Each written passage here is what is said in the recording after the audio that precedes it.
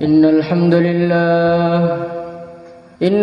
لله نستعينه ونستغفره ونؤمن به ونتوكل عليه ونعوذ به من شرور أنفسنا ومن سيئات أعمالنا من يهده الله فلا مضل له ومن يضلل فلا هادي له أشهد أن لا إله إلا الله وحده لا شريك له وأشهد أن سيدنا ومولانا وحبيبنا محمدا عبده ورسوله اللهم صل على سيدنا محمد وعلى آله وصحبه أجمعين أما بعد قال تعالى في كتابه الكريم والذين جاهدوا فينا لنهدينهم سبلنا وإن الله لمع المحسنين. Hadirin yang dimuliakan oleh Allah Subhanahu wa taala. Kita datang ke dunia ini bukan atas kemauan kita. Kita datang ke dunia ini bukan atas kemauan orang tua kita.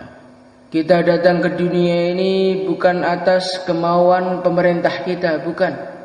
Kita datang ke dunia ini atas kehendak Allah Subhanahu wa taala. Hadirin yang dimuliakan oleh Allah Subhanahu wa taala, sedikit manusia yang berpikir siapa yang mewujudkan dia. Sedikit manusia yang berpikir untuk apa dia diwujudkan ke dunia ini, sehingga hari-harinya hanya dihabiskan untuk memuaskan hawa nafsunya saja. Hari-harinya dihabiskan untuk menyenangkan orang-orang sekitarnya, sehingga akhirnya tibalah ajalnya, dia kaget. Ternyata dia di dunia ini dikirim ada maksud yang dia tidak paham. Hadirin muliakan Allah Subhanahu wa taala. Maka kita duduk di sini ini untuk merenungi, untuk memahami untuk apa sebetulnya Allah Subhanahu wa taala mengirim kita ke dunia ini. Hadirin muliakan Allah Subhanahu wa taala. Allah Subhanahu wa taala mengirimkan kita ke dunia ini karena Allah Subhanahu wa taala akan memberikan kepada kita tugas yang sangat besar. Inna aradna al-amanata 'ala as-samawati wal-ardi wal-jibal fa'abayna an yahmilnaha. Tugas yang besar ini pernah Allah Subhanahu wa taala tawarkan kepada langit. Allah Subhanahu wa taala tawarkan kepada bumi. Allah Subhanahu wa taala tawarkan kepada gunung-gunung. Fa'abaina ayyahmilnaha, maka gunung-gunung, langit-langit, bumi tidak siap untuk menerima tugas ini. Wa hamalahal insan, dan tugas ini dibawa oleh manusia. Jadi hadirin muliakan Allah Subhanahu wa taala, Allah Subhanahu wa taala mengirimkan ke dunia ini, mengirimkan kita ke dunia ini untuk membawa tugas yang sangat-sangat besar. Hadirin yang mulia, kalau ada orang bilang perkara ini sangat-sangat besar, berarti kalau dikerjakan luar biasa hasilnya. Kalau enggak hati-hati, luar biasa risikonya. Hadirin yang mulia, kalau kita ini naik sepeda ontel, maka manfaatnya enggak banyak. Paling sepeda ontel bisa mengantarkan kita ke Masmati, ke Bendong, Buranggareng, sekitarnya. Begitu juga, karena manfaatnya sepeda ontel itu nggak terlalu banyak, resikonya juga nggak terlalu besar. Paling kepleset, lecet. Hadirin yang muliakan Allah Subhanahu wa taala. Tapi kalau perkara itu lebih besar lagi, mobil mamanya, maka bisa mengantarkan kita keliling Indonesia. Tapi resikonya besar juga. Kalau tabrakan bisa patah tulang, seluruh badannya luka semua, bisa dioperasi dan lain sebagainya. Karena apa? Karena mobil itu lebih besar. Hadirin muliakan Allah Subhanahu wa taala, kalau pesawat, wah ini besar lagi nih. Bisa mengantarkan kita bukan keliling Indonesia, keliling dunia. Hadirin muliakan Allah Subhanahu wa taala, tapi resikonya besar juga. Kalau sudah datang waktunya, bukan hanya orangnya luka, orangnya tidak ditemukan. Pesawatnya dan orangnya hilang semua. Hadirin muliakan Allah Subhanahu wa taala. Lah agama ini juga begitu. Agama ini perkara yang besar sekali. Perkara yang akan dibebankan Allah Subhanahu wa taala kepada manusia ini sangat besar. Maka kalau agama itu dikerjakan, hasilnya pun sangat-sangat besar juga. Kalau agama ini ditinggalkan, hasilnya sangat-sangat besar juga. Hadirin muliakan Allah Subhanahu wa taala. Orang-orang yang beriman, orang-orang yang mengerjakan tugas ini dengan baik. Walau anna ahlal qura amanu wattaqau lafatahna alaihim barakat. Kalau orang itu dia itu mengemban tugas ini dengan baik, lafatahna alaihim barakat, maka Allah Subhanahu wa taala akan bukakan barokah. Bukan bukakan rezeki yang banyak, bukakan barokah. Barokah dari langit dan barokah dari bumi. Hadirin muliakan Allah Subhanahu wa taala. Barokah dari langit, barokah dari bumi itu maknanya apa? Ya alam semesta ini kan isinya langit dengan bumi. Nah kalau orang itu mengemban tugas dengan baik, maka segala yang di langit, segala yang di bumi akan bermanfaat untuk dia. Hadirin muliakan Allah Subhanahu wa taala. Di dunia ini perkara bisa manfaat itu bukan karena perkaranya manfaat, tapi karena Allah mendatangkan manfaat berbarengan dengan perkara tersebut. Maka kalau Allah Subhanahu wa taala itu mencabut manfaatnya, maka perkara itu berubah fungsi menjadi perkara yang membahayakan kita. Hadirin muliakan Allah Subhanahu wa taala, rumah ini bermanfaat kepada kita ketika Allah Subhanahu wa taala masih memberkahi rumah tersebut, masih menjadikan rumah tersebut bermanfaat untuk kita.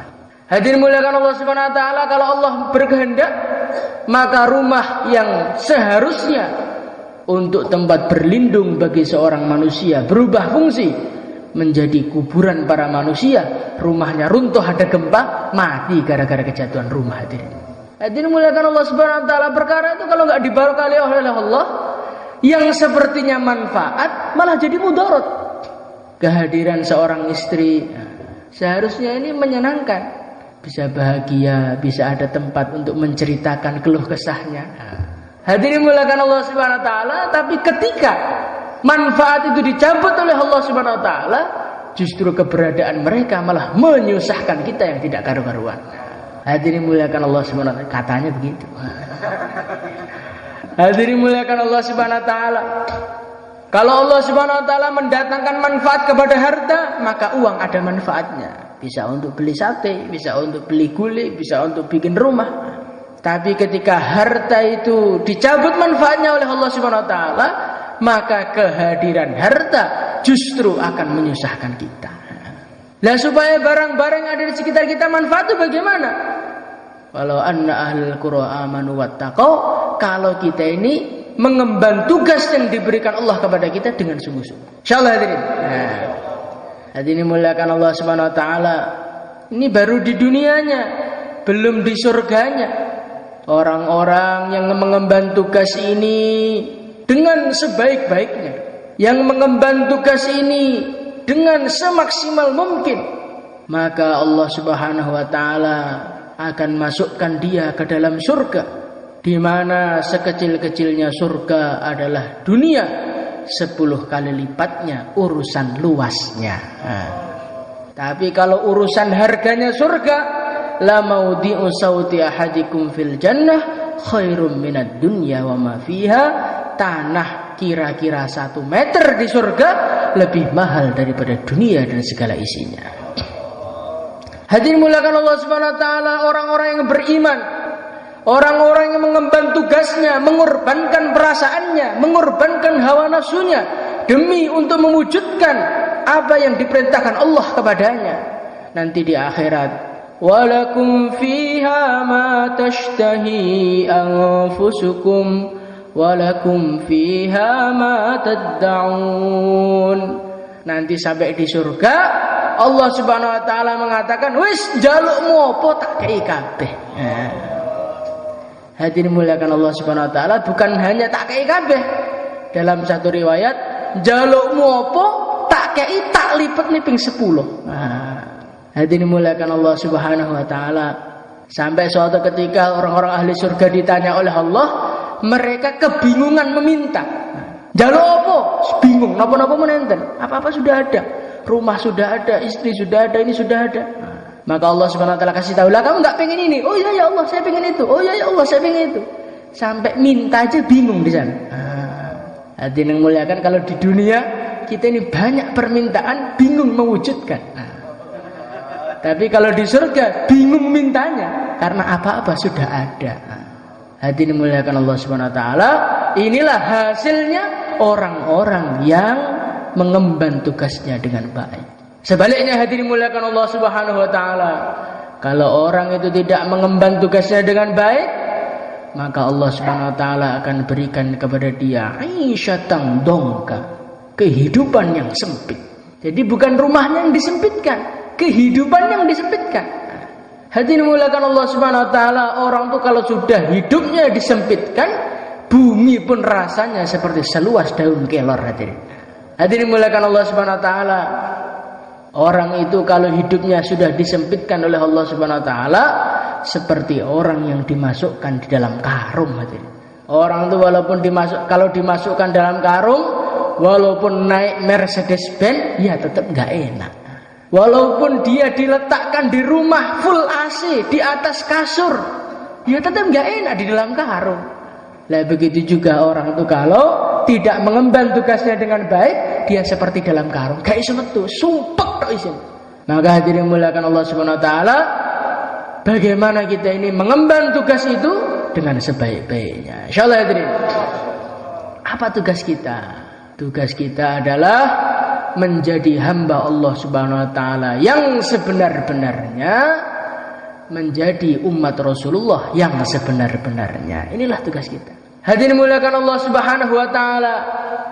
Sekarang manusia yang hidup di dunia ini, mereka merasa saya adalah presiden, saya pegawai negeri, saya pedagang, saya petani. Dia tidak merenungi saya itu sebenarnya siapa.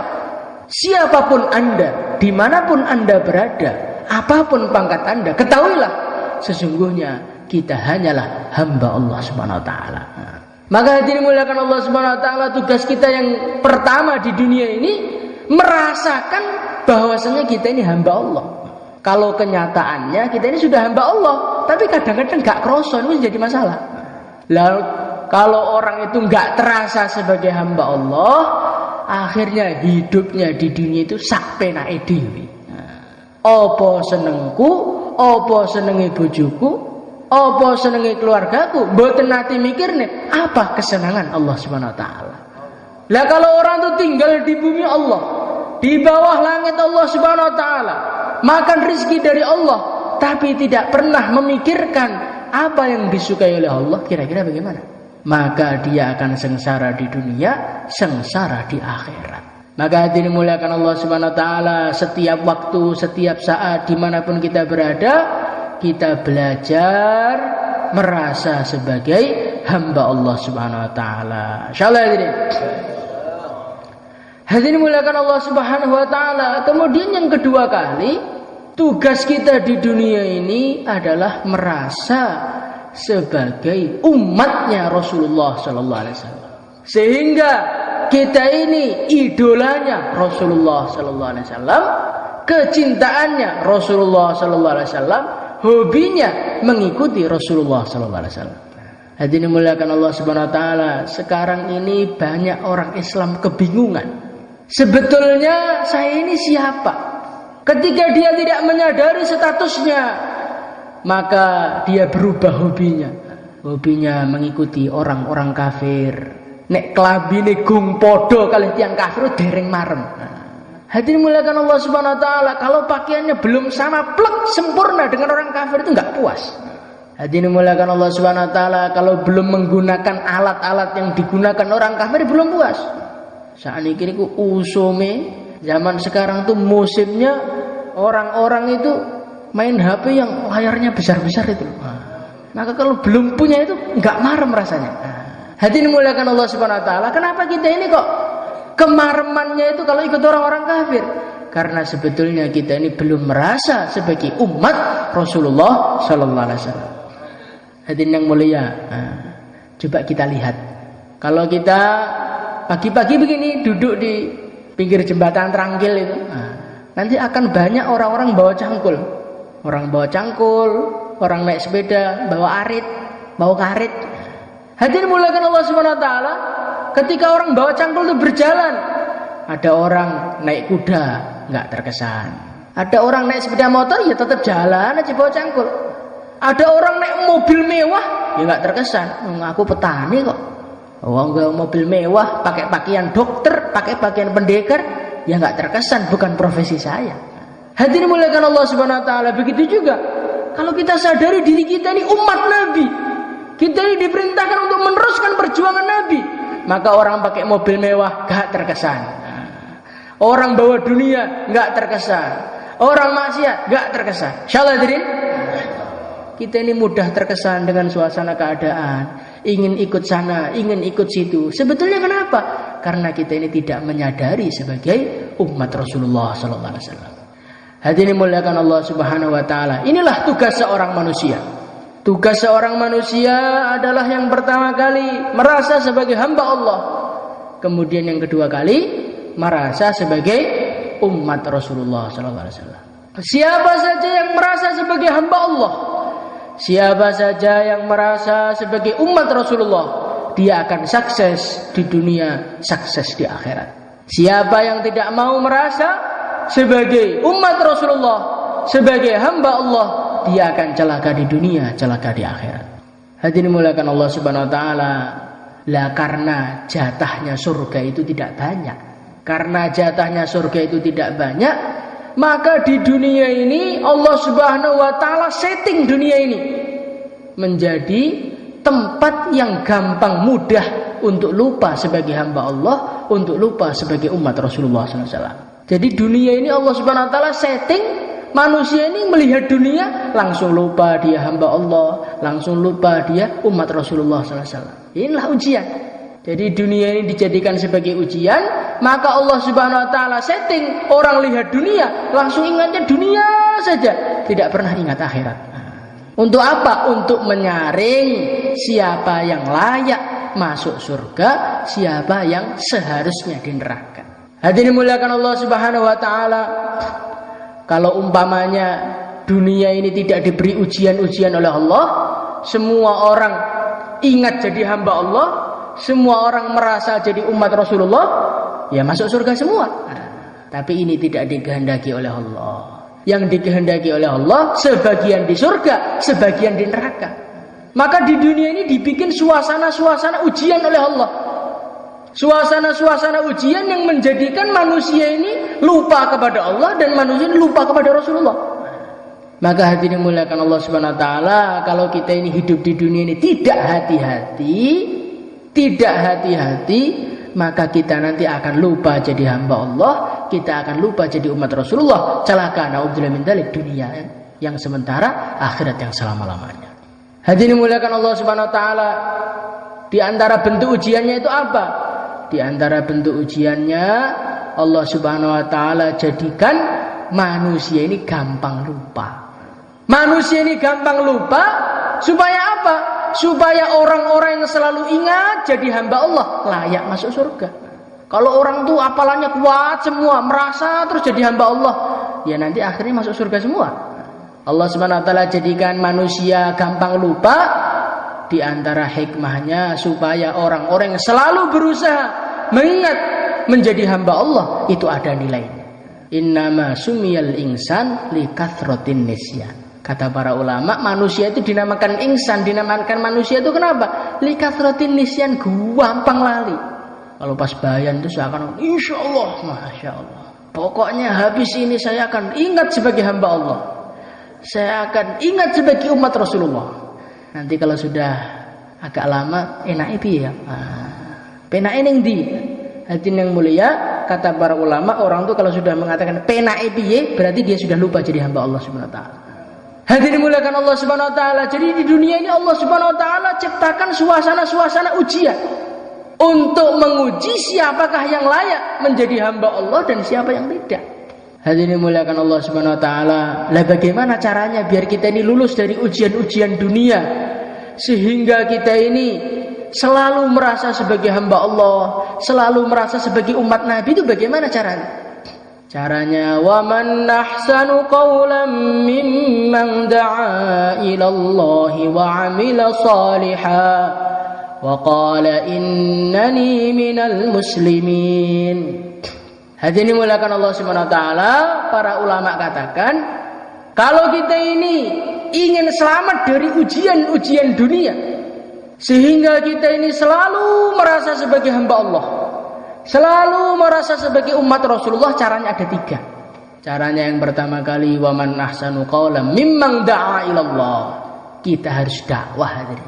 Orang tuh kalau tidak dakwah, padahal manusia ini bakat lupa, nanti akhirnya lama-lama amalan yang dia buat merosot sampai akhirnya lupa kalau dia itu hamba Allah. Tapi kalau orang itu dakwah, mengingatkan manusia, mengajak manusia kepada Allah, maka dia akan selalu ingat bahwasanya dia hamba Allah, selalu ingat bahwasanya dia itu umat Rasulullah, akhirnya dia selamat dunia akhirat. Maka bagaimana dakwah ini diwujudkan dalam kehidupan kita? Insyaallah hadirin. Hadirin muliakan Allah Subhanahu wa taala. Ada seorang wong Magetan. Ada orang Magetan. Bapaknya petani, kakeknya petani, keturunan petani. Dan masa kecilnya pun dihabiskan di sawah. Kemudian ketika dia beranjak dewasa, maka dia merantau ke Jakarta. Sampai Jakarta dia sekolah di sana. Akhirnya ringkas cerita, dia menjadi seorang manajer yang kerjaannya duduk aja di kantor ngitung duit. Setelah 20 tahun dia pulang ke Magetan. Kira-kira kalau dikasih pacul gitu bisa mancul atau enggak? Wis lali. Piye carane macul iki? Jokne apa diundurne? Men lali ya tadi. Hadirin muliakan Allah Subhanahu wa taala, kenapa lupa? Karena saking lamanya dia tidak pernah memegang pacul hadirin. Hadirin muliakan Allah Subhanahu wa taala, begitu juga. Walaupun kita ini imannya notok langit, walaupun iman kita ini sangat hebat, Qurannya lancar, hafal hadis, pintar bayan, kemudian kita ini duduk aja di rumah, tidak pernah menyampaikan agama, tidak pernah ngajak manusia kepada agama, nanti lama-lama apalannya hilang, Qurannya hilang, imannya pun naudzubillah bisa hilang juga. Maka hadirin muliakan Allah Subhanahu wa taala, bagaimana kita ini hidupkan suasana dakwah supaya kita ini selalu merasa sebagai hamba Allah, menjadi umat Rasulullah SAW. Insyaallah hadirin. Wa amila shalihan.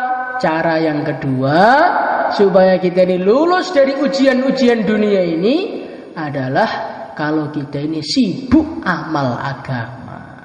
Kalau orang itu tidak sibuk mengamalkan agama, nanti pikirannya kemana-mana, akhirnya dia lupa kalau dia itu hamba Allah. Orang itu sibuk kerja, sibuk nyangkul, sibuk dagang. Ketika orang itu sibuk dagang, sibuk akhirnya pikirnya badine piro, kapan panene. Hati ini muliakan Allah Subhanahu wa taala. Ketika orang itu yang dipikir badine piro, kapan panene, badine piro, kapan panene, akhirnya dia itu lupa amalku wis piro. Akhirnya dia itu lupa sebetulnya dia itu siapa, hamba Allah atau siapa. Akhirnya dia celaka. Maka hadirin muliakan Allah Subhanahu wa taala, bagaimana waktu kita 24 jam kita penuhi dengan amal agama. Insyaallah hadirin. Umpamanya kita ini mau kerja, ya kerja didasari karena ikut perintah Allah.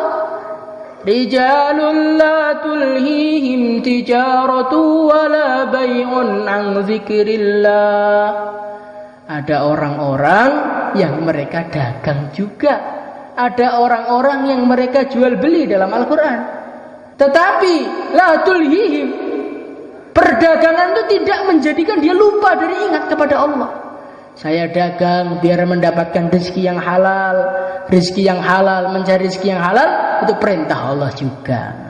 Maka dia pergi ke dagang ke pasar, pulang-pulang dosanya diampuni oleh Allah. Dalam hadis Rasulullah SAW bila bersabda, man amsaka kalam min amali yadi amsa maghfuranlah. Barang siapa yang dia itu sore-sore pulang kerja, maka dia pulang sore dalam keadaan dosanya diampuni oleh Allah. Kira-kira orang kerja yang diampuni oleh Allah itu orang kerja yang ingat ini perintah Allah atau orang kerja karena golek duit? Kalau kerja golek duit ya mulih oleh duit. Tapi kalau kerja ikut perintah Allah, mulih oleh ridha Allah. Maka hadirin muliakan Allah Subhanahu wa taala, bagaimana 24 jam seluruh amal kita jadikan sebagai ibadah. Insyaallah hadirin. Makan, jangan hanya pikir makan. Ingat makan itu perintah Allah. Wa kulu washrabu wa la tusrifu. Makanlah kamu, minumlah kamu, jangan berlebihan. Maka kita makan dihitung sebagai ibadah. Ketika orang tuh amalnya sibuk amal 24 jam, akhirnya dia tidak tergoda dengan dunia, masuk surga Allah Subhanahu wa taala. Kemudian yang ketiga, ini yang terpenting. Wa qala innani minal muslimin. Syaratnya orang itu bisa selamat dunia akhirat. Selamat caranya orang itu biar selalu merasa sebagai hamba Allah, merasa sebagai umat Rasulullah. Syaratnya yang ketiga adalah wa qala innani minal muslimin, merasa sebagai umat Islam. Kalau kita ini sebagai umat Islam tetapi kita tidak pernah mengingat status kita. Aku ki jane wong ndi to? Saya orang Blora, saya orang Magetan, saya orang Surabaya, saya orang Jakarta. Tidak pernah saya orang Islam, ingat sebagai orang Islam saja tidak bisa, apalagi ingat sebagai hamba Allah. Ingat sebagai orang Islam saja tidak bisa, apalagi ingat sebagai umatnya Rasulullah. Maka 3 perkara ini bagaimana kita wujudkan di dalam kehidupan kita. Insyaallah hadirin. Kalau 3 perkara ini kita wujudkan, maka kita akan mudah mengingat sebagai hamba Allah dan mudah ingat sebagai umatnya Rasulullah sallallahu alaihi wasallam. Nah, caranya bagaimana biar 3 perkara ini wujud? Caranya biar 3 perkara ini wujud, kita harus ada latihannya. Latihannya apa? Latihannya keluar di jalan Allah 4 bulan. Insyaallah hadirin. Maka yang niat 4 bulan, 1 tahun, tambah masa, sisa masa, monggo daftarkan nama kita supaya kita ini bisa ingat terus bahwasanya kita hamba Allah. Monggo. Insyaallah sedaya hadirin. Sani mudzakarah sekedap kali-kali 3 sing naskil kantos jenengan.